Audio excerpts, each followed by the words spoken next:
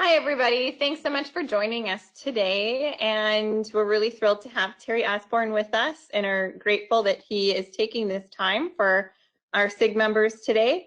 Just wanted to update you on a couple things. The other SIG officer, one of our other SIG officers, our Vice Chair, Ali Miano, is with us today as well. And our Secretary, Joseph Perotti Brown, couldn't be here today, but you may see some messages coming across from him as we're trying to get our coffee chats off the ground. That was one of our suggestions at our last SIG meeting in November when we were all together, and we thought it was a really fun idea. So we're trying to get those coffee chats going, so watch for those messages. And we also have some raffles going on right now for participation in the community, and we're giving away $50 Amazon gift cards. So keep an eye out for those, and please participate in the community with some interesting posts, and that would be great. So I will turn things over now to Terry, and thank you again, Terry, for joining us today. I hope everybody enjoys the webinar. Thanks for coming. Well, thank you so much and for the invitation, and I really appreciate all of those of you who are attending today.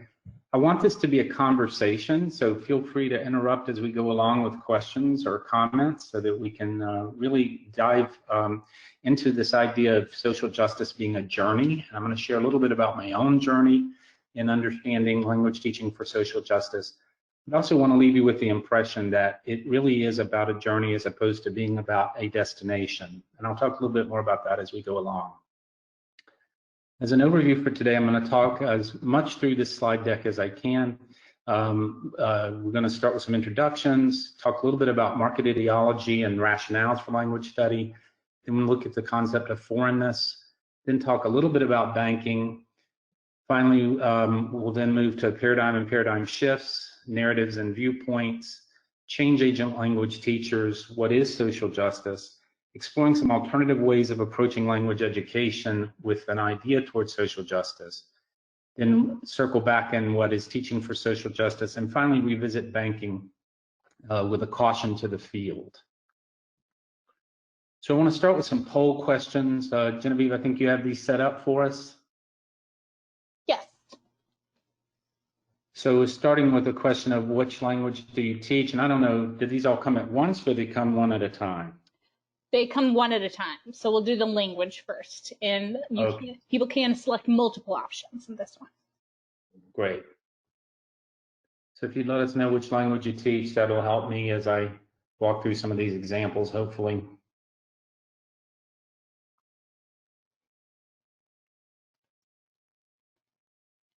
And I'll just give everyone a couple more seconds.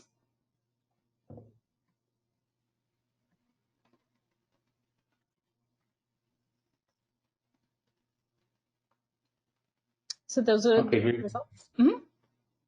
Yeah, so primarily Spanish with other being the next one in line.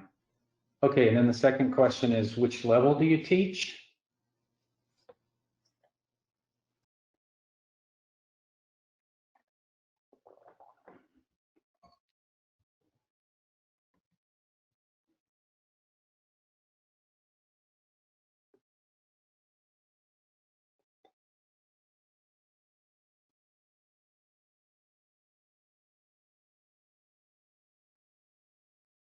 Okay, so primarily higher ed and secondary next. And then how would you rate your familiarity with social justice and critical pedagogy concepts? This helps me decide how to gauge the conversation.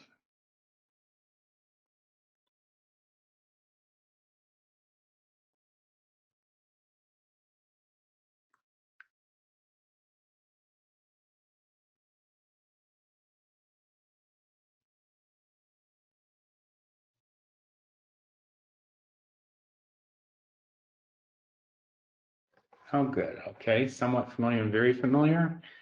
And then the final question is, how would you rate your comfort with teaching based on social justice and critical pedagogy concepts?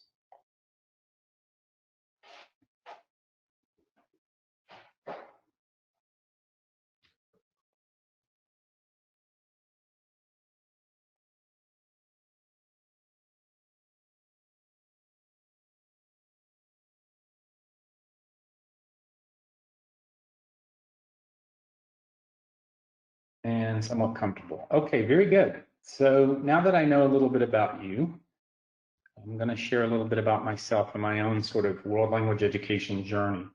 So I took German in high school and finished a BA and MA in German and taught for 6 years in public school, primarily middle school and high school. It was, I think, 1 year in middle school, so primarily high school. I taught an hour from Fort Oglethorpe, Georgia, and I taught 2.5 hours from Helen, Georgia for much of my career. And both towns could have been part of a social justice journey, but they weren't. And the reason they weren't is because at the time I didn't know, whoops, let me back up. I did not know, I didn't know about the concepts of social justice. I was teaching German to students in rural Georgia. Terry, yeah. Terry, I'm going to interrupt. So your PowerPoint isn't playing. We're still on the journey of social justice first slide. Oh, all right. Well, I'm glad you told me. Let's go back and see if I can get it to play.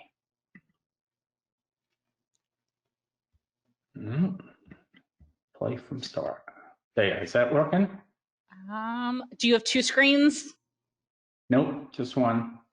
Nope, we're still just in the slide. Oh, nope. Hold on, hit it one more time. Sorry, everyone. No, it's not going full screen. I mean, we can see the slides, so I think we should be okay. All right, so you can see the slide, but you also see the part on the side as well? Yes. All right. That's okay. I don't know why that's doing that. Okay, well, let me move forward then. Now, I want to tell you, you can see the slide that I'm on now about my own world language education journey? Yes. Okay. So let me tell you a little bit about Fort Oglethorpe and Helen. Helen is a really nice tourist destination that is an alpine village or a Bavarian type village in North Georgia, and it's a tourist destination. And what they do is they have a number of shops who sell German related items. So you can get cuckoo clocks and so forth there. I did take students there, we enjoyed it, but what I didn't understand was a way to kind of pull together the capitalist influences there in addition to the cultural influences in a way that could have been a topic for social justice. Fort Oglethorpe was known to me only as a Civil War battlefield. And what I did not realize was that there was, of all things, a fort in Fort Oglethorpe. And that fort had long disappeared by the time I was teaching, but it had been the site where during the First and Second World War, German resident aliens were held in internment camps. And again, this could have been a very powerful lesson for my students who were from that part of the country, but because I wasn't aware of these issues, I was not able to take advantage of that opportunity. So I want to take a step back and start talking about the rationales that we use for language study. And I want us to think about this in terms of market ideology. So when we are out recruiting students for our programs in higher education or during the enrollment period in secondary education, for example, we will typically find that there are 6 groups of rationales that we'll often hear. One is general enlightenment. So this typically is associated with a liberal arts education and has to do with depth and breadth of knowledge. Another one is job enhancement. So this is the one where we say you can seek a job as an interpreter, or you can seek a job as a flight attendant, or something like that, where customer service, where it enhances your job to have learned a second language. Leisure enhancement, we'll talk about travel. We talk about travel overseas. Multicultural acceptance, the idea being that as you learn another language, you can become more accepting of another culture. National defense options, which are not ones we typically use in recruiting students, but it's definitely part of the dialogue nationally when you think about language and language education. And finally, skill and knowledge transfer. So the idea that by learning a language, we learn certain things that can be transferred to other areas in which we are conducting studies. So for example, learning Latin may help you with scores on the SAT.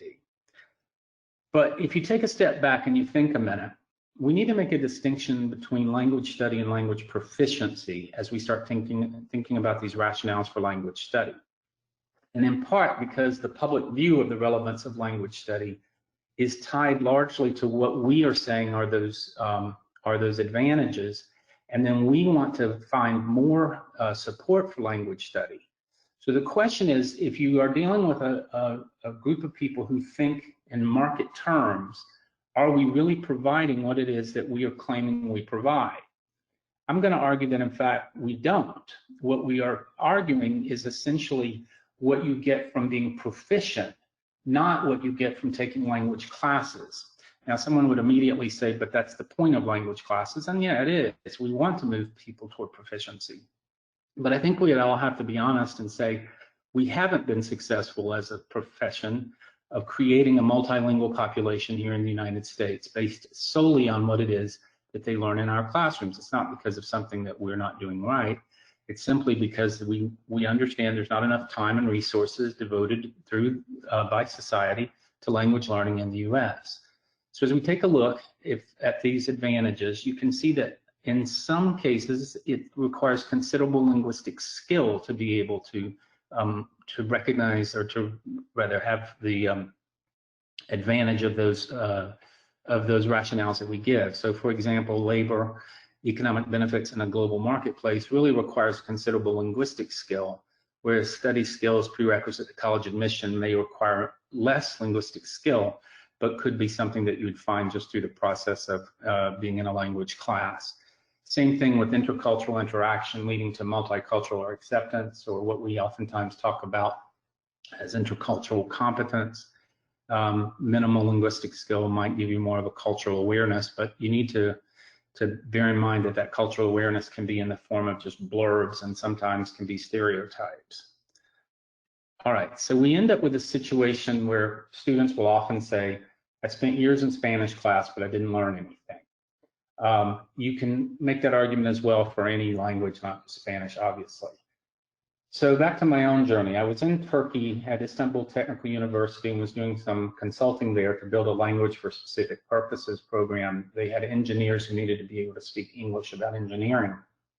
And I remember sitting down thinking, you know, if you were to design a system that involved language learning but did not result in proficiency, you would be hard-pressed to find one that did so in ways more effectively than what we have currently, by starting too late, by providing not enough hours, by providing not enough resources to language teachers. We essentially have set up a situation that in many, many cases will fail to produce proficient language speakers. Now, again, this is not a criticism of our field, and it's not a criticism of language teachers. It simply is a recognition that we continue to advocate for more resources. And one of the reasons that we need to do that is because we know what it takes for students to become proficient in languages. So, however, you can't spend 2, 3, 4 years in language learning and not learn something. So I began to look and investigate into this concept of foreignness, which is where I'm going to turn now. Are there any questions before I move forward? Don't have anything so far. But I did. Do we want to try one more thing for the presentation? So down at the bottom of the screen, over on the right-hand side. So go straight down, one over. Try up. So go over to the left.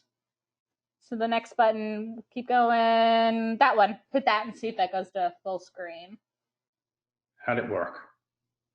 Still, I don't see it, so I'm not sure what's happening with the presentation, but we tried, so. We did. We will move on. And I apologize for it. I don't know what the technical difficulty is here. Okay, so I began to look at the concept of foreignness because in foreign language education, what is it that we see in the textbooks and the curriculum guides and so on that would help us to understand a concept of foreignness? And I did this about 2 decades ago, but I've since gone back in and looked again to see if I still see examples of these same sort of phenomenon. And what I found is that there's still themes that are present, but there are also growing critical insights that I'm seeing in curriculum guides and textbooks and so forth. So once again, it's important to note that these are coming from a critical friend. They're not reflective of a teacher conspiracy or xenophobia, but they're reflections of the ways in which we have constructed the field, and therefore they are reflective of ways we can reconstruct or deconstruct the field. So the concern is not so much with how critical insights are presented. The concern is about how we're going to present these critical insights along with this concept of foreignness that we're going to work with in the field. The question is not whether language study is beneficial, but in fact, what kind of language study is beneficial. So I'm going to start with some ideas of foreignness and the way that I found them in textbooks and curriculum guides. One is geographic fragmentation. And the question is, do we, in this way, norm monolingualism in the United States? Visuals are very powerful ways of suggesting things. Now, this one is in French, but I've seen them in Spanish and German and other languages as well. And essentially what you're doing here is when you talk about the French-speaking world or the Spanish-speaking world, for countries, you'll typically go in and highlight the entire country until you get to the United States. And then in the United States, what you'll often see is that we begin to fragment it apart. And we talk about these particular states or particular cities that are part of the Spanish-speaking world, French-speaking world as it is. But what we oftentimes will not do is we will not address the issue of, okay, so in the example here, what about French speakers in Florida? What about French speakers in Chicago? Are they part of this French-speaking world, German-speaking world, Spanish-speaking world, and so forth? What are we saying about the country of the United States when it's the only the only nation, as we begin doing this work, that we are fragmenting out into these smaller places?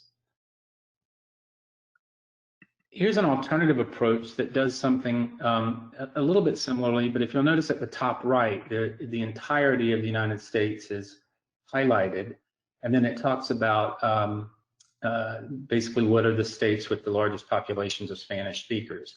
So again, this is another way in which we are taking a look at the United States, and it's a question, are we norming monolingualism in the United States? See, the field has been largely about, in terms of the way we've approached it, it's been largely about looking at other countries as the source of linguistic diversity. And we're seeing more and more now looking at our own United States as being the source. But how we present that linguistic diversity in the United States is important as that we present it. And so I'm going to move on to the next example, which is English language American synonymy. We have a real penchant in the textbooks and often in the curriculum guides where we will treat the descriptor of English language and the descriptor of American as though they were synonymous. So here's some examples that just sort of highlight this for you. Spanish names are, this is from a text, Spanish names are of course different from American names. Well, let's take a step back and think about that claim for a minute. That would assume that they are mutually exclusive categories. And in fact, we know they're not mutually exclusive categories. So the next question, and this is a question for you, so I'd like some answers on this one.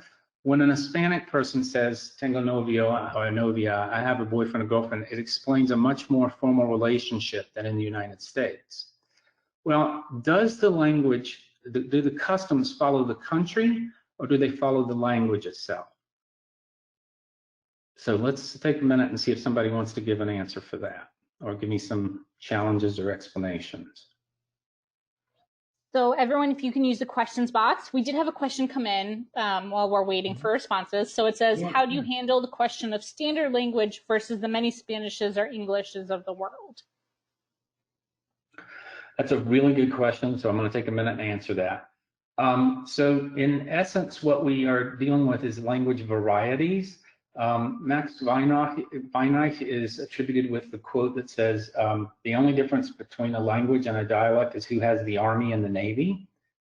So that's a political distinction. And what I will often do when I'm talking to teachers is talk about the difference between dialects as being, they are, as long as they are mutually intelligible, in other words, as long as the two people can understand each other, then you're talking about different language varieties. Once you get mutual unintelligibility when the two cannot understand each other, then you're talking about different languages. However, I would argue that all language forms in the language classroom need to be held to equal, equal relevance as languages, with an understanding that that they are rule governed, and that there are ways that you can actually get it wrong. In other words, I'm not saying you just accept anything, but there are ways you can get the rules wrong if you're using a particular language variety. But then you can also come back to the point and say, but in this classroom, we're focusing on this particular language variety. And I'm going to have a question later on that sort of problematizes that for you. Perfect. So okay, we had some responses come in, but someone did ask if you can repeat the question and clarify what you were looking for. Sure. So my question is simply, when we conflate the country with the language or culture. So let's take a look at the next one. A senor from North America or senora from North America speak English. If we use a question such as, you see two people greeting each other and they kiss each other on the cheek. Do you think they're from the United States or from a Spanish-speaking country?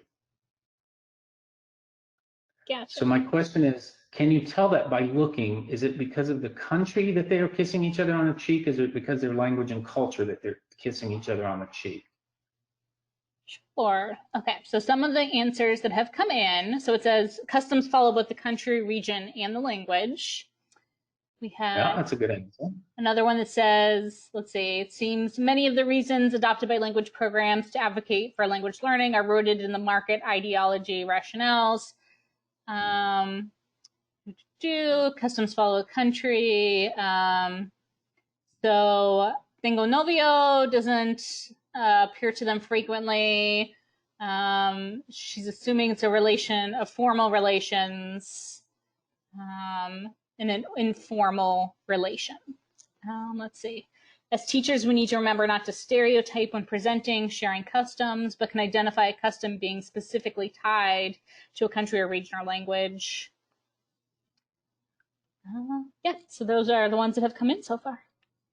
Okay, so good. So let me run to the next slide then, which thankfully we don't see much of this as we used to. This one seems to become less evident, but refer to it as paternalistic empowerment. And the idea here is that we tend to say if you take languages or that language teaching somehow empowers native speakers by validating their language as, quote, worthy of study in connection with a heritage language learners, you'll often see that claim, empowering students who may or may not know the written formal language for their native language, and having native speakers become less isolated from the mainstream when English speakers learn their language. Now, because there is there were a number of you who indicated you were familiar with critical pedagogy. What we're talking about here is a sort of false empowerment, and therefore paternalistic.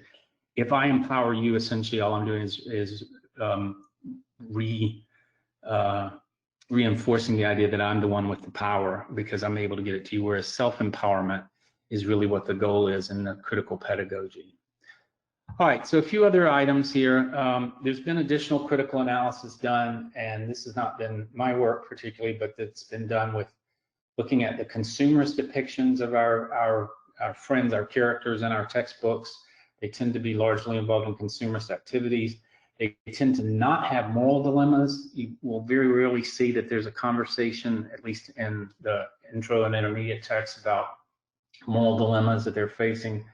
Emotional difficulties tend to be absent, so breakups and bullying and mental illness and things like that are often topics of conversation.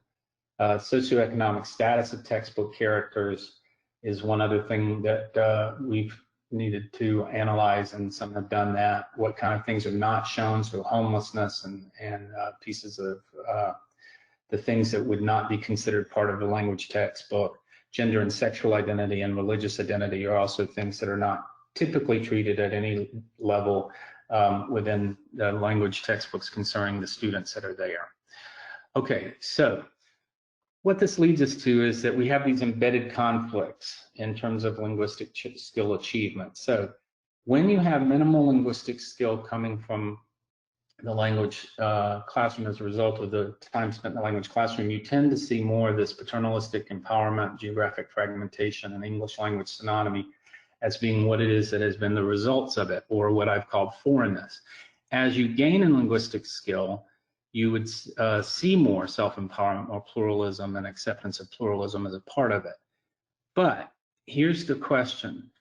As we continue to see this this process of not having as much support for language education as we would like in the United States, is it possible that we are working against ourselves by reinforcing how foreign world languages are? In other words, if we continue to teach along a path that says we're going to learn all about language speaking in another country and not so much about language diversity in the United States, are we in fact then, when we go back and argue for more resources, have we just worked ourselves into a problem of saying, here, we want more resources for something that was foreign to you when you took the class? All right, so taking a few examples. Terry, I'm going to interrupt you. Told me to interrupt you. So I did have a question about slide, I think it was 13. They asked, can you explain more about the previous slide, heritage speakers being less isolated when English speakers are learning for their language? Yes. Or the other one. So this is not something I'm saying is true. These are claims that were made in textbooks and may still be made in some curriculum guides at least 2 decades ago, but now more recently you are not seeing as much of it, which is why I'm saying I just want you to be aware of it in case you see something that's similar to it. So the quote that I remember best is that students should enroll in American Sign Language classes because when they do, the deaf are less isolated from the mainstream. Now, you look at that statement today and you would say, that's ludicrous. We would never make such a statement today. But that was a very common way of thinking about why to take languages and what was the purpose of language study. One of them said as well that when heritage language learners come to school and learn that a valued educational institution considers their language worthy of study, it's something that builds their self-esteem. Now, again, please understand, I'm not suggesting these are good rationales. I'm suggesting they're part of the history of the field. Does that help? Yes, perfect. Thank you. Okay. Okay, so back to the real world issues. A student from Puerto Rico writes the word for bus in their own language variety rather than the textbook answer. Autobus, does the student get credit for the answer? This is one I actually faced in my career, not for me, but it's for my one of my colleagues. And the colleague said absolutely not, because they're relying on their own language in order to answer the test. Now, I'm sure this could spark a debate even among us, but the question that I want to ask is, again, if it communicates and if it's the word that they are using for bus in their own language, should it get credit in the class or not? I'm not going to answer it for you. I'm just going to leave it out there as a question to ponder. Until early to mid 1900s, German was one of the most popular second languages in the United States. What happened? Bilingual education used to take place in German. It was German and English. And it was the history of what happened with the world wars and the anti-German hysteria, in fact, to the point that speaking German in public was illegal in some states. And teaching German was illegal. There was one teacher who was actually arrested for teaching German. He was having a student read the story of Jacob's Ladder and was arrested for it. So what happened was there was a significant amount of assimilation of German speakers into the United States, and even changing their last names so that they appeared less Germanic. And then the question that was asked sort of before is about language varieties. Is Haitian Creole French? Is it a real language? What are the socioeconomic impressions the general public has of speakers of Haitian Creole, if any? And what I'm doing is that in these questions is that I'm shifting the conversation toward toward the socio-political context in which language teaching is taking place, because those, I contend, are the questions that we need to be asking as a profession, and also some of the things we need to be bringing into our classrooms as part of a journey of social justice. Now, I'm going to talk a little bit about how I believe that's going to help us on the policy level as I get a little further along. But at that point, I have a slide that says questions thus far, but they seem to be coming in. So, Genevieve, unless you have any, I'm going to move forward. I do not have anything so far. Okay. So here's what happens. We are running the risk that systematically we are reinforcing an ideology as to the nature of diversity of languages in the United States. In other words, we run the real risk that we continue to say to our students, what you are learning about is foreign. Very few of them are going to travel overseas. It's in single digits, most of the studies I've seen in terms of higher education. So if they're not going to travel overseas, and if we continue to speak about language diversity as being a function of being overseas, are we not in fact reinforcing an ideology that works against our support, our need for support for more language education? In other words, are we asking people to spend more resources having today's students experience what I experienced in my high school foreign language class? And what I'm proposing is an alternative. I am proposing a multi-generational journey to change the focus of world language education away from the idea of it being about travel abroad to an idea about it being about the essence of what it is to be a citizen of the United States, what it is to be a person in the United States. Okay, now I'm going to shift topics to the banking model, because this is both the caution that I want to address about social justice education, but it's also one of the things that I want us to take a look at in terms of how culture is taught in our language classes currently. So Freire noted, the teacher talks about reality as if it were motionless, static, compartmentalized, and predictable, or else he expounds on the topic completely alien to the existential experience of the students. His task is to fill the students with the contents of his narration, contents which are detached from reality, disconnected from the totality that engendered them and could give them significance. In general, what the banking model, the way I explain it to my students is, it's like we all have little deposit accounts, and this information or these insights are deposited into those accounts, and then they are measured from time to time to see how much we have in them through tests and so forth. We've often done this in terms of culture when we will give sort of minimalistic descriptions of culture or stereotyped images of culture in our classroom. What I'm going to now say is that those of you who are teaching for social justice need to be very careful that you don't end up recreating the same problem, but now with social justice topics.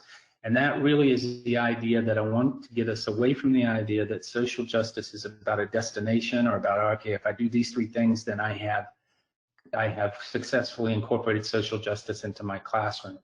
Incorporating social justice into your classroom is not a one-time thing, it's a journey that continues. So let's move forward and talk a little bit about this shift.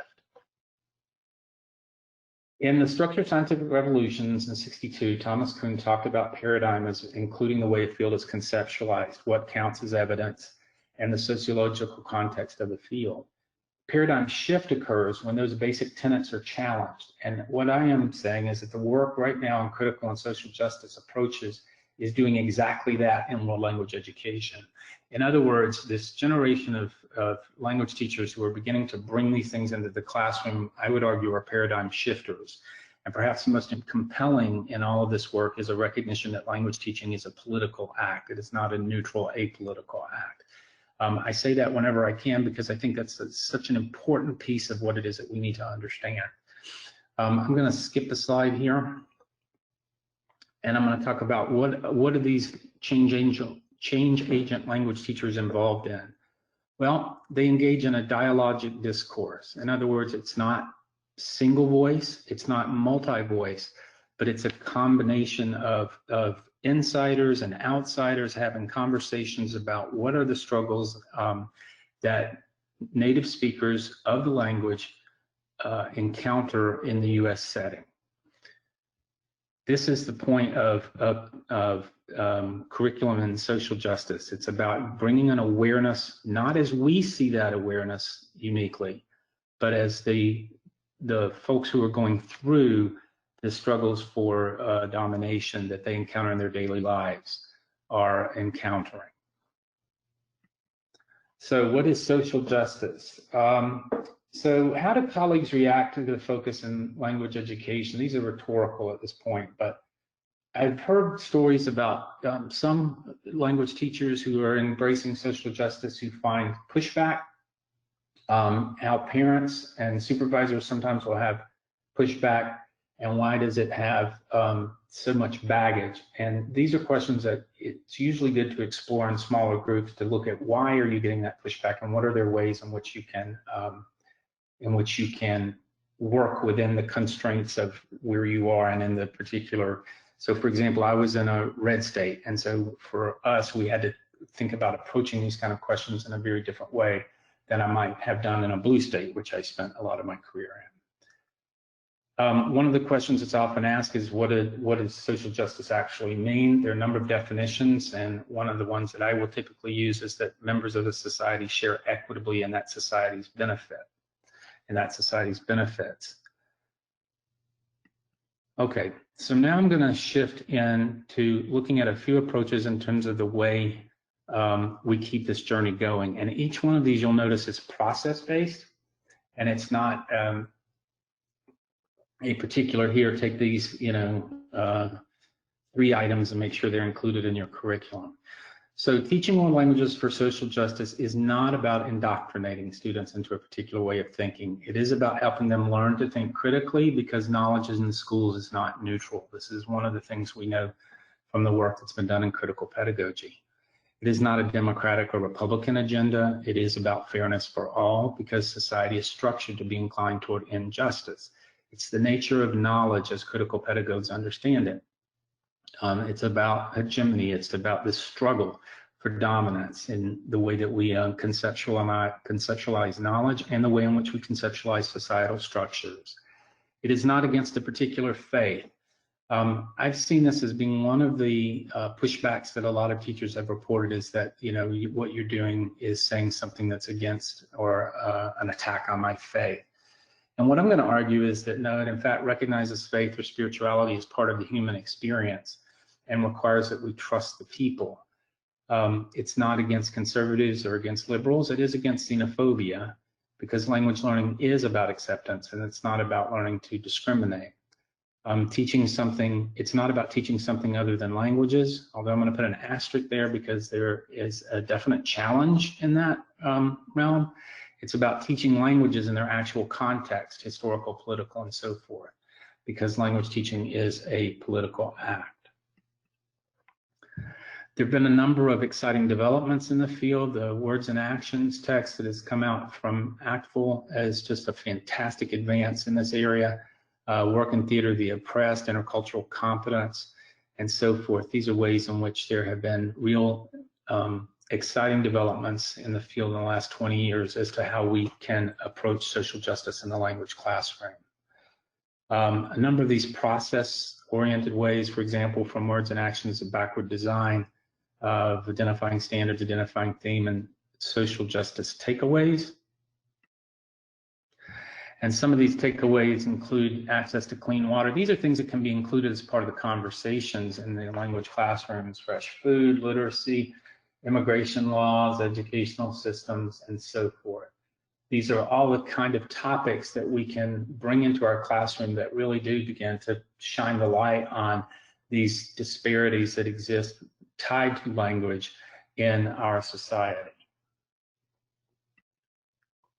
In my previous work, I talked about pillars of an approach. Oops, let's back up. Pillars of an approach. You could take a look at 4 different pillars in a language classroom: identity, who are we, affiliations, social architecture, what is it that we believe, what are some of the ideologies that we are facing, what are some historical perspectives, language choices. This is more than just about manners. We can talk about register and political power relationships, whose culture is whose, and activism. We can talk about laws and rights and resistance, and we can talk about marginalization, all of which are good topics for bringing out social justice in the language classroom. Now, what if you're not capable of just launching into a particular unit on social justice? Well, one of the things that I want to argue is that it's not about being a particular unit. It's about something that infuses all of your teaching. So, for example, if you're talking about greetings and goodbyes, classroom, and telling time, this is something that students can use to greet. You can bring in members of your community. They can use these as to practice greetings with some members of the community, even as those members of the community may be talking about something of specific interest to social justice. You can do the same thing with numbers and years in banking. You can talk about the financial systems and how economic and socio-political structures are important features of things that we should take a look at when we're looking at social justice. So you don't have to, the point here is that you do not have to embrace an entire unit or an entire multi-unit approach to social justice. You can do it in small steps. And as I've said in one of my texts, just try something. Take something small and move that into the area of bringing an awareness to some of these issues. The theoretical construct that I have been very interested in seeing more of is this idea of macrocontextualization. So for years, we talked about contextualizing language instruction. And what we did in that was that we recognized there's a natural redundancy in language. And so that, for example, if you have a vocabulary list of all unrelated words, the only place a list of unrelated words typically appears would be in a classroom. Usually, a grocery list, for example, would have a list of groceries in it, or some sort of relationship between the items in the list. So what we did was we said, we need to take advantage of the natural redundancy of language. This was years back, and build in context. And I would argue that's still a worthwhile goal, but that's micro-contextualization within the classroom. I'm arguing for macro-contextualization, which is about teaching with a broader political and sociological context of the language and of where it's being learned as a primary objective, with proficiency for a time being of lesser concern. All right, let me take that one head on for a minute. There is no question that we do not want to have a situation where we teach all about languages, but they actually don't learn the language. But I will make the argument that if we want to see language education be considered relevant or more relevant for a number of the population, having it be more tied to the experiences, the life experiences of our students is a worthwhile goal. So macrocontextualization can be understood as widening frames. We talk about how language plays out in our classroom, in our school, in our neighborhood, community, state, and so forth. It moves us from saying, as we often say, saying what to whom and when, to saying who's what, who's whom, and who's when, developing an understanding of that there are power struggles inherent in language use. Which goes back to that question of language varieties. We can talk about, well, why are some language varieties seen as more official than other languages? And we can talk about official languages. We can talk about who speaks those languages. We can talk about who writes dictionaries. We can talk about who told you there's a correct form. All of these are the kinds of conversations we can have. And finally, macrocontextualization is an organizing principle. It's what I would call a regulative ideal, and it can be used in interdisciplinary work as well as what Ackerman referred to as a metaconceptual bonus. In other words, we can learn about, for example, discrimination, and tie that into history classes and tie that into English classes and others as well. Okay, at that point, I want to pause for questions before I launch into some other examples, just because I'm aware of our time. Sure, hold on 1 second. Let's see, 1 second. It seems that many of the reasons adopted by language programs to advocate for learning languages are rooted in the market ideology rationales. How do you recommend we mitigate this language advertisement that has led to students' misunderstanding of the purpose of language learning? Well, I think we're in a bit of a struggle there, because when we enter into it, we enter into it with the reality that we are in a marketplace when we're trying to get people to decide to take languages. So I think what we have to do is we have to shift it from just being about what happens if you're language proficient to what do you learn, what can you learn in a language classroom even if proficiency isn't achieved or any level of significant proficiency isn't achieved. And that's a question I would put back onto the audience, is say, okay, so what would you argue to a friend or to one of your students who says, I'm not really going to be able to speak this language when I get out of here, so why should I learn it at all? Those are the ways we start the conversation. And I would argue that if for no other reason, and I think it's an important reason, it's because part of understanding how to live in a diverse population involves having some knowledge of languages and language diversity, cultural diversity. These are the places that we can really make an impact. And social justice becomes one of those. Having awareness of issues related to social justice becomes one of the things I think would motivate students, or do motivate students, to take and continue to take language education. Perfect. Okay, just a couple of more. 1 second. Could you talk more about what you mean by the impact of positivism, the challenge of capitalist underpinnings in the change agent language teacher slide? Absolutely. So I'm going to move quickly on this, but basically there are 3 ways in which we talk about education and research. One is logical positivism, which is the idea that truth can be divided into small parts and measured and controlled. So the way that I typically explain this is that an airplane flies the same way every time. And when it flies because of the principles of aerodynamics, which don't change. We've taken those, we've measured them, and we've been able to harness them to control them so that we can fly. The second area that we typically look at is interpretivism. And that's the idea that what we really want to understand is what sense people make of the phenomena in their environment. And so what they feel, what they perceive is certainly a part of truth. And so then the third area is critical pedagogy, or critical insights, which is that knowledge is always tied to some sort of power relationship. And there's typically not a purist of each of these, but you will find that each of these 3 is somehow reflected in the research literature. So back to challenging the questions of positivism. Our field has been rooted largely, and that's not just language education, this is also in education specifically, has been largely rooted in the impacts of positivism, so that we break down things into organizing principles, and we break down things into pieces that we can then put together to make a whole. And the question becomes, is that really how language is learned? Is that really how we should be teaching languages in the classroom? Or should we take should we take a holistic approach? Or should we take an approach that is more geared toward understanding the knowledge, the power relationships behind knowledge? So that's a very short way of answering a very good and long question. The second part of it was about the capitalist underpinnings.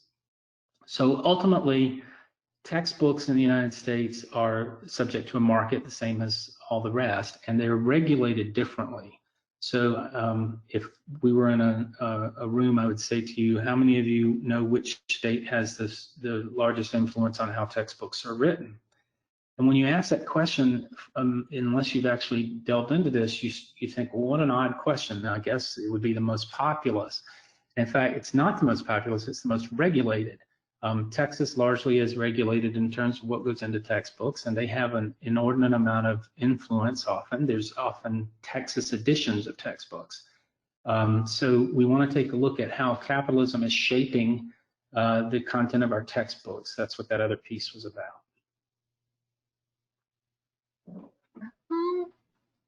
Okay, I think that's it for now, if you want to move on. All right, I do, because it's important to come back to this idea of how do we bank teaching languages for social justice.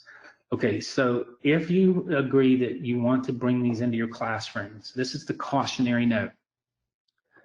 Freire argues that education based on static, naturalistic, and mechanistic view of consciousness transforms students into receiving objects. The dominant elites consider the remedy to be more domination and repression carried out in the name of freedom, order, and social peace. That is the peace of the elites. Here's what I want to caution you against. As we begin to do social justice and language education, the last thing we want to do is to take a position of a dominant elite and turn students into receiving objects. It has to be a journey that they go along with us on. It cannot be us saying, here's some social justice topics and issues, and we just want you to understand that these are important, and then therefore recreate the very domination and repression that is against the tenets of what we're doing in social justice education. Freire puts it this way: the oppressors are the ones who act upon men to indoctrinate them and adjust them to a reality which must remain untouched. I'm going to stop for a second. You're going to have students who want to challenge this very approach. I would suggest embrace those students, understand why they embrace that, why they take that position, it's going to be largely because it's threatening to them, I would suspect. But what we don't want to do is force it over the top of their objections as we continue this journey. Back to the quote. Unfortunately, however, in their desire to obtain the support for the people for revolutionary action, revolutionary leaders often fall for the banking line of planning program content from the top down. They approach the peasant or urban masses with projects which may correspond to their own view of the world, but not that of the people. This is the strong point here for those of us who are committed to social justice, foreign language, or world language education. We need to be certain that as we approach this, we are bringing along the students as co-workers with us, which means wherever we are, there's going to be certain sensitivities that at the beginning we need to be aware of as we begin to walk in this way of teaching. And again, it's about a journey that we're going along together. It's not about making sure you tick off certain boxes that says, okay, I've covered this, so I've done the social justice piece. Now, back to the banking model. It's not our role to speak to the people about our own view of the world, nor to attempt to impose that view on them, but rather to dialogue with the people about their view and ours. We must realize that their view of the world, manifested variously in their action, reflects their situation in the world. Educational political action, which is not critically aware of this, runs the risk of either banking or preaching in the desert. This is the concern that I have been emphasizing. This idea that we're doing social justice education, we do not want to reduce ourselves to preaching in the desert or creating yet another banking education experience for our students. What it tends to do is it opposes an etic or outsider's monologue or single voice for the emic and conversations of the classroom in any situation in which these conversations are taken outside the classroom walls. In other words, we end up doing the very same thing, but now we're doing it here regarding native speakers in the US. We say, essentially we set it up as a dichotomous, they do this, we do this, they do that. Instead, there should be a dialogic among insiders and outsiders along the line of problem posing, of naming, articulating, reflecting, and acting. And this is something that Joan Wink has written about effectively in her introduction to critical pedagogy. Okay, I'm going to pause for a minute to see if there are any more questions, and then I'm going to talk a little bit about the challenges that we have ongoing as we begin to do this work, or continue to do this work. 1 second. That was a lot.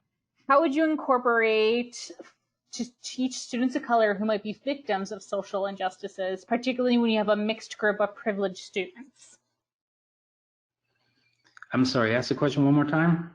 So how do you incorporate social justice to teach students of color who themselves might be victims of in social justice, particularly when you have a mixed group of students? Well, I think what I would probably do is come up with a media example that's going to highlight that topic, and bring it into the classroom and talk a little bit about, all right, so what are these experiences here, and how do they relate to your own experiences? And I think what you may find is that there are some connections with some of those students in the classrooms and not connections with others, or different connections with other students. And then you can scaffold that into a conversation about different perspectives on what happens in our environment. So I would use media to try and approach something like that rather than hitting it head on and just say, okay, there are different experiences that you all have, and that leads to this. I would elicit that from them as we look at a topic together. Okay, let's see. What do you say to language teachers and curriculum designers who resist critical language pedagogy at the beginning, intermediate level, under the notion they first need to gain proficiency first? Yeah, that's a really good segue to my ongoing challenges, and it's one that the first challenge is the balance of proficiency and critical language awareness. My argument's going to be that it's a good question that needs to be sorted out by the field, but what I would say is that if you are resistant to it in the first couple of years, I would ask, do you feel like the first couple of years are politically neutral? And if you argue that they are politically neutral, then I would go back to looking at the textbooks and saying, let's take a look at what's here and what's not here.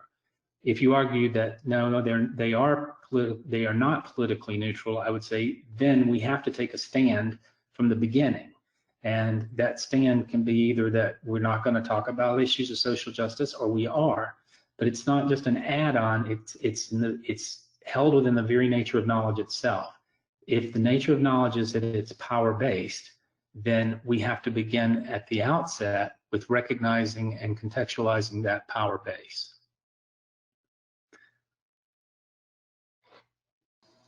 Thank you. A really good question. Are there others like that? That is it for right now. Oh, we got Okay. one more. Just kidding. One more. What are some ways that educators can bring insiders and outsiders together to just discuss dialogue? I think the most powerful one for me that I've seen is oral history. I think that oral histories, I'm going to give you a slide here real quick, changes, you can do oral histories with people from outside talking about a protest or other movement, history of a social organization, maybe a house of worship, a charitable organization, stories of migration. When I was at Queens College, I worked with somebody in history ed and in art education, where we did interviews of people who had migrated to the US, and there was a mural that was painted as a part of it, and they followed oral history protocol for it. So I would say for me that oral history becomes one of the strongest ways of reaching across that classroom wall. I think for time's sake that if you had anything else you wanted to go over, we should go for it.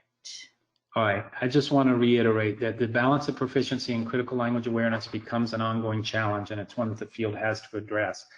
I want to reiterate a caution against banking when we teach in social justice, a caution against indoctrination, that we need to continue the development of specific approaches in individual languages. We need to grow this from a national viewpoint, which is what I've argued for, to a multinational focus.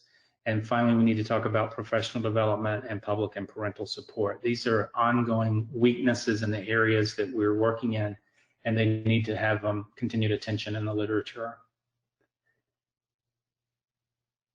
And with that, I want to thank you all for your time, and I want to encourage you to continue to do this work. It's very important work, and I think it has a lot to do with where the future of the field is going to go and set in terms of garnering public support for the work we do.